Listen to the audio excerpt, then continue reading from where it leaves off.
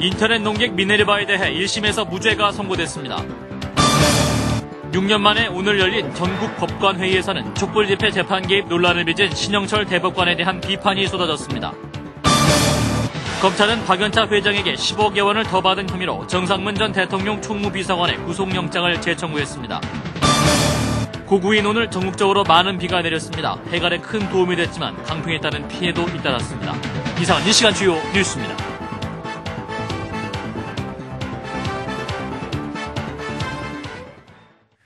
시청자 여러분 안녕하십니까. 인터넷 농객 미네르바에 대해서 1심에서 무죄가 선고됐습니다. 법원은 공익을 해칠 목적으로 허위 글을 올렸다고 보기 어렵다고 밝혔습니다. 서울중앙지법에서 조근호 기자입니다. 서울중앙지법 형사 5단독 유일원 판사는 전기통신기본법 위반 혐의로 구속 기소된 미네르바 박태성 씨의 1심 선고 공판에서 박 씨에게 무죄를 선고했습니다. 재판부는 판결문에서 박 씨의 글에 과장되거나 정지되지 않은 서술이 있다 하더라도 박 씨가 허위의 사실이라고 인식하면서 글을 올렸다고 보기 어렵다고 밝혔습니다. 이어 설사 박 씨에게 허위 사실에 대한 인식이 있었더라도 공익을 해칠 목적이 있었다고 인정될 만한 증거가 없다고 판단했습니다. 재판부는 특히 달러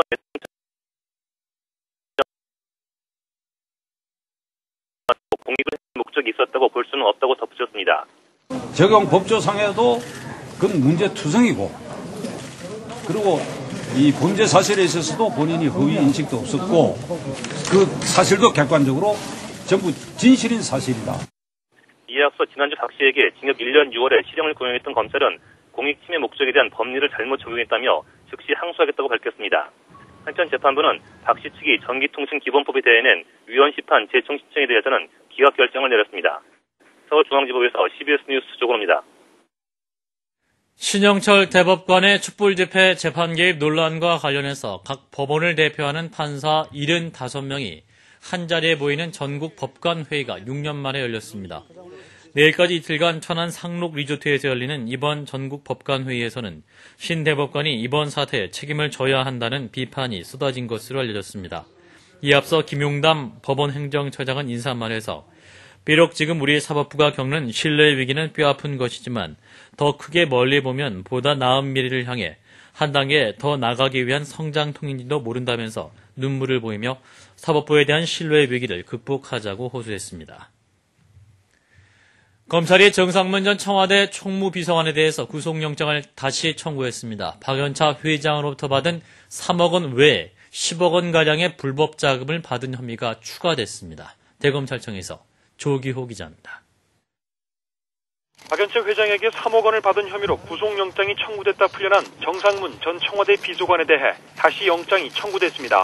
이번에는 다른 곳에서 10억여 원의 뇌물을 받은 혐의까지 추가됐습니다. 대검찰청 홍만표 수사기획관은 정 전 비서관의 차명 계좌 한두 곳에서 여러 차례에 걸쳐 모두 10억여 원이 입금된 사실을 확인했다고 밝혔습니다. 검찰은 정 전 비서관에게 이 돈을 준 당사자들을 불러 청탁 대가로 건넨 돈인지 조사하고 있는 것으로 알려졌습니다.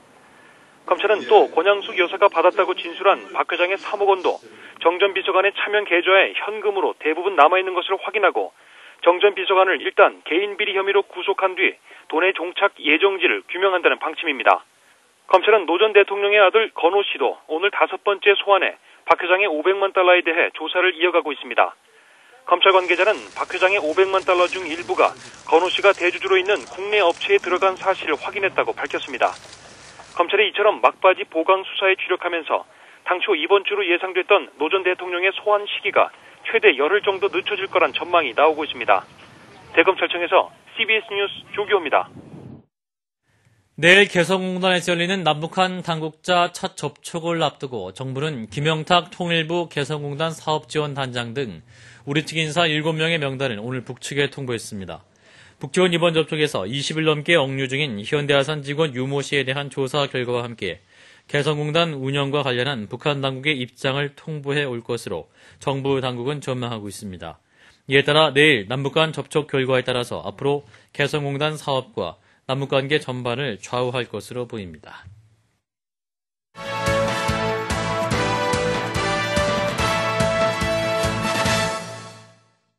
CBS는 오늘부터 닷새간 4.29 재보궐선거 지역을 찾아서 각 당 후보들이 치열하게 펼치고 있는 선거전, 그 숨가쁜 현장을 직접 전해드립니다. 오늘은 그 첫 번째 순서로 이번 재보선의 유일한 수도권 지역이면서 각 당 지도부가 모두 나와서 총력전을 펼치고 있는 인천 부평을 지역을 다녀왔습니다. 김중호 기자입니다. 4.29 재보선 최대 격전장이 되고 있는 인천 부평을 지역에서는 여야 지도부의 사활을 건 선거전이 밤낮으로 펼쳐지고 있습니다. 한나라당 이재훈 후보는 지역 현안인 GM대우 문제를 해결할 수 있는 것은 여당의 지원을 받는 자신만이 할 수 있다며 힘있는 여당 후보론을 내세웁니다. 공직생활 30년을 통해서 자동차 산업과 실물 경제에 대한 전문 지식을 쌓았습니다. 이걸 바탕으로 해서 반드시 GM대우를 살려놓겠습니다.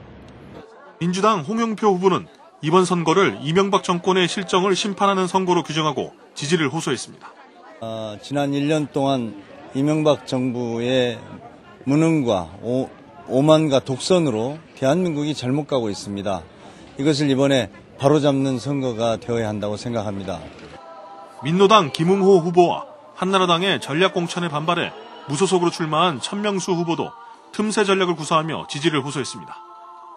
김웅호 후보는 부패와 실정으로 기존 정치권에 분노한 국민들이 민노당을 지지할 것이라고 자신했습니다.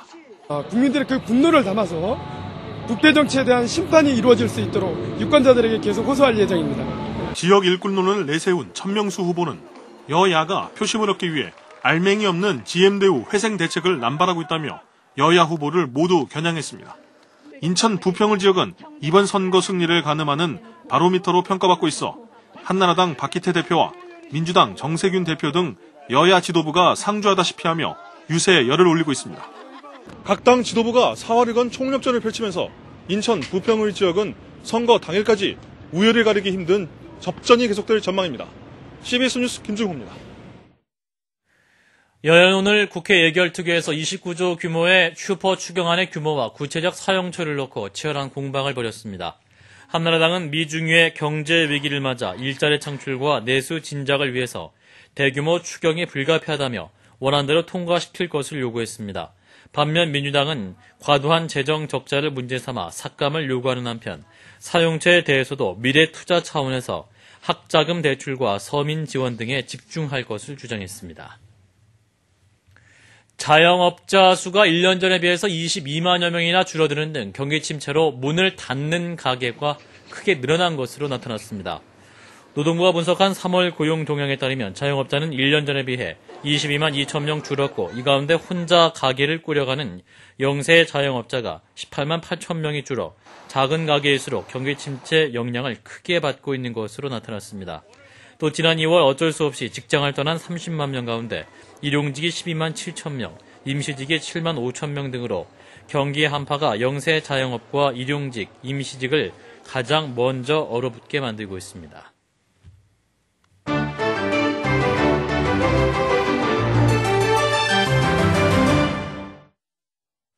이란 정부가 프리랜서로 이란에서 일하던 미 여기자에게 징역 8년형을 선고했습니다.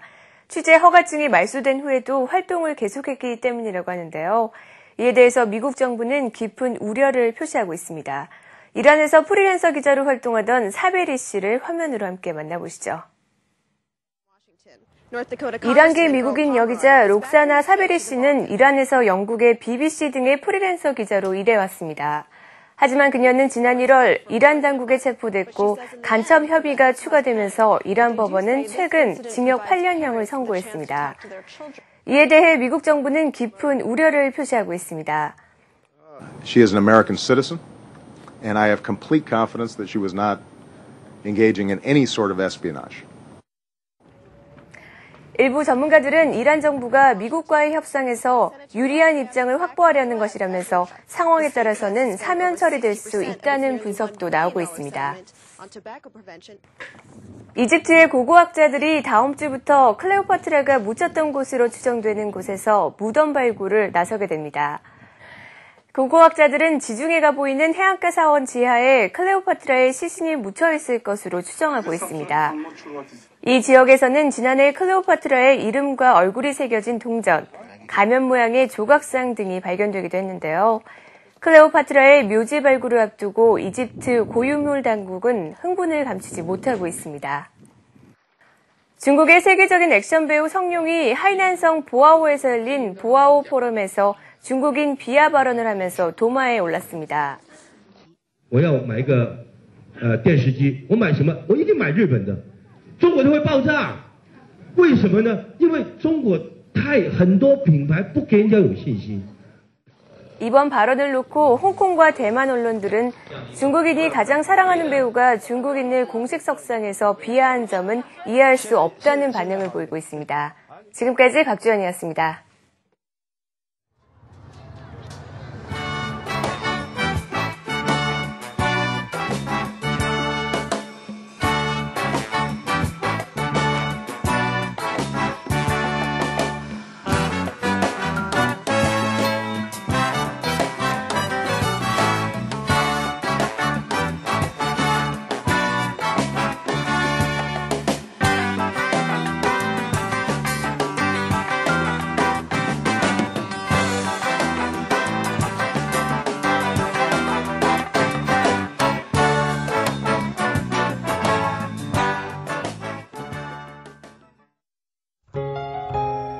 날씨입니다. 오늘 고구를 맞아 전국에 20에서 70mm의 제법 많은 비가 내렸습니다. 이번 비는 내일 새벽에 전라남도 내륙 지방부터 점차 개겠습니다.